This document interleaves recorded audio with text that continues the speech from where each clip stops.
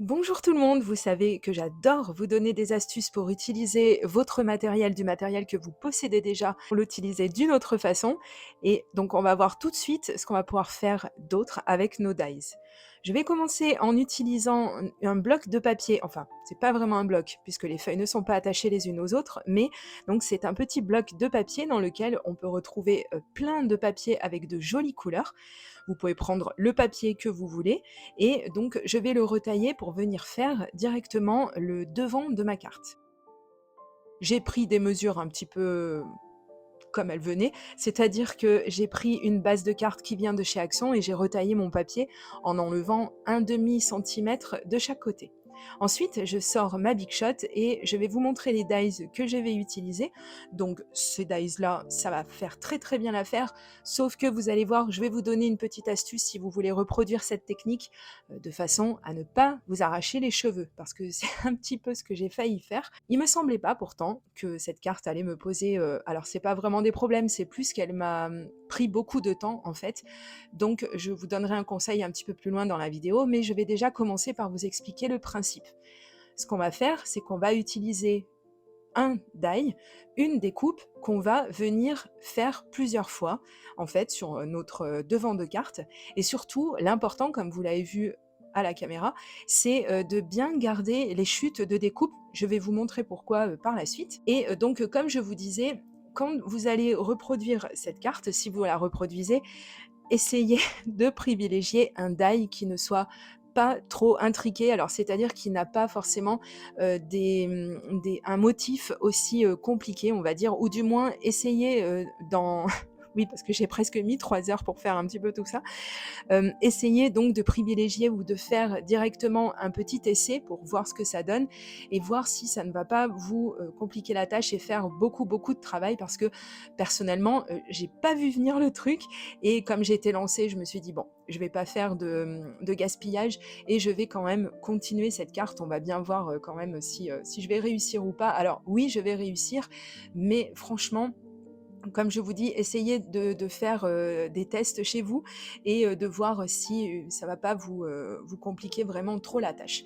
Donc une fois que vous avez tout découpé, je vous conseille donc de grouper vos petites chutes de découpe et les découpes en elles-mêmes.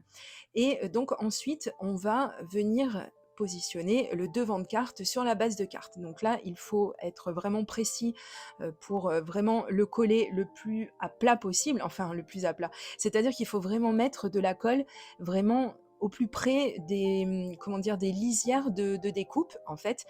Vous allez comprendre par la suite pourquoi.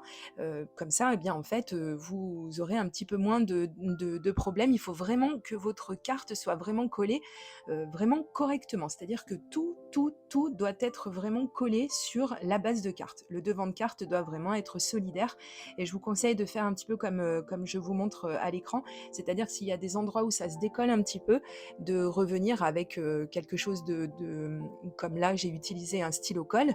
Si vous n'en avez pas, hein, vous pouvez juste mettre un petit peu de colle sur une petite feuille de brouillon et puis venir reprendre avec un cure-dent, par exemple, pour venir insérer une petite quantité de colle.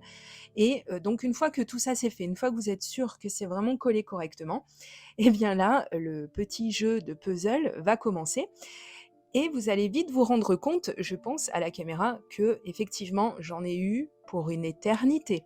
Mais pour une éternité, vraiment, mais ça m'a pris, mais alors toute la patience que j'avais. Ça m'a pris une bonne partie de l'après-midi, mais je voulais absolument voir ce que ça donnait. Peut-être qu'il aurait fallu que je suis partie sur un die mot, peut-être qu'il aurait fallu que je prenne un die plus gros, de façon à avoir un petit peu moins de découpe. Mais bon, quand même, j'aime beaucoup le résultat et c'est une carte qui, mine de rien, demande, comme je vous l'ai dit, pas mal de patience et de travail, mais vraiment, ça en vaut le coup parce que je trouve que c'est vraiment très, très... Enfin, ça sort vraiment de l'ordinaire, quoi, ce genre de résultat. Je crois que ça s'appelle la technique inlay die cutting, quelque chose comme ça. Et donc, si vous voyez bien comme il faut, puisque j'ai quand même pas mal zoomé, comment je m'y prends en fait pour venir coller les petits morceaux, eh bien, donc je vais coller le gros de la découpe, déjà dans un premier temps, et venir positionner donc les petites chutes de découpe par-dessus. voilà, pour boucher un petit peu les trous parce que sinon c'est pas très, très joli. Et en fait, ce que j'ai fait, je craignais d'avoir, perdu un petit peu des petites chutes de découpe, et heureusement ça n'est pas arrivé. C'est pour ça que vous voyez, à des endroits, j'avais un petit peu commencé à utiliser un crayon de couleur de la même couleur que mon devant de carte, au cas où, il y ait un petit trou et qu'on voit quelque chose, sur tout le papier blanc, à travers en fait, voilà. Mais ça n'est pas arrivé et Dieu merci, hein, parce que voilà, quand même. Et ensuite donc j'ai eu, envie de mettre une seule découpe à l'honneur, pour vraiment casser le côté un petit peu trop régulier de tout ça. Et donc j'ai fait une découpe dans une autre couleur. Je l'ai faite en blanc tout simplement parce que comme ça fait vraiment ton sur ton. On n'a vraiment que 2 couleurs sur cette carte. Enfin, on a du blanc et la couleur, cette jolie couleur, violette, violet clair. Et je trouve que ça fait vraiment, très, très, très joli. Ça fait quelque chose d'assez doux et quand même, mine de rien, je trouve que ça fait quand même son petit effet. J'ai été aidée aussi de mon, crochet silhouette et donc du Pick Me Up qui, est également un outil, de la marque Silhouette. Ce sont vraiment des outils qui, quand, on a besoin, de manipuler des petites découpes comme ça, c'est vraiment, indispensable.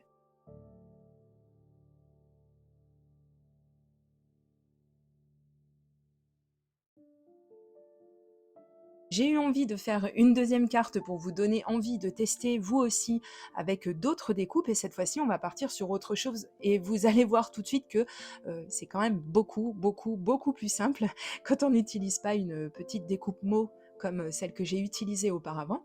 Alors j'ai pris un devant de carte noir cette fois-ci.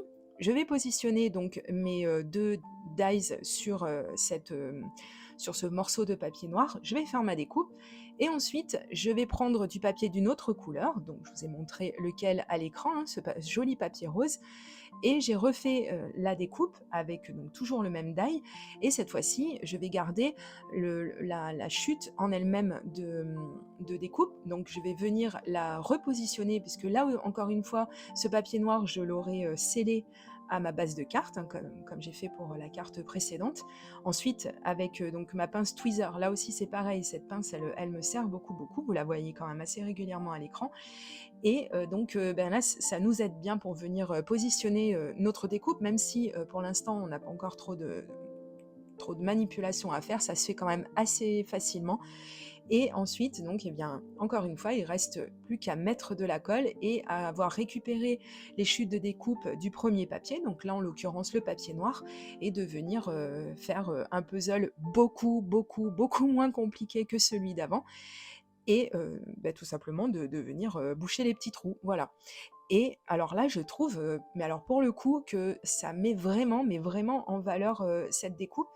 Et ce qui est bien dans cette technique, en fait, c'est qu'on a du relief sans en avoir. C'est-à-dire que la carte est vraiment plate. On n'a vraiment, qu'une seule épaisseur si on veut, hein.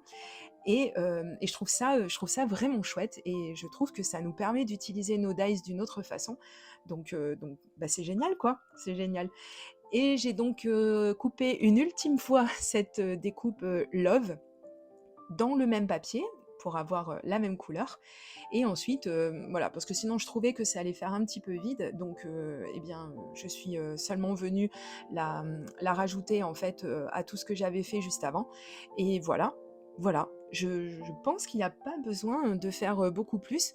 Ce sont des cartes quand même qui présentent pas mal d'intérêt, ça change un petit peu de ce qu'on voit d'habitude, et c'est vrai que c'est une technique que, je trouve j'utilise pas assez.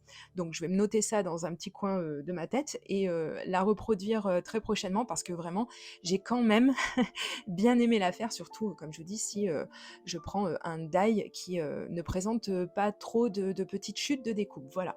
Mais globalement, j'aime beaucoup, beaucoup, les 2 résultats. N'hésitez pas à me dire, ce que vous en pensez, si ça vous a donné vous aussi envie de pousser l'utilisation de vos dies un petit peu plus loin et de créer de jolies cartes. N'hésitez pas à me taguer sur Instagram et à me suivre là-bas aussi parce que maintenant je suis de plus en plus active et donc vous arriverez à voir très prochainement des petits aperçus des vidéos qui vont sortir juste après sur ma chaîne, et je vous dis à très très bientôt pour de prochaines vidéos créations.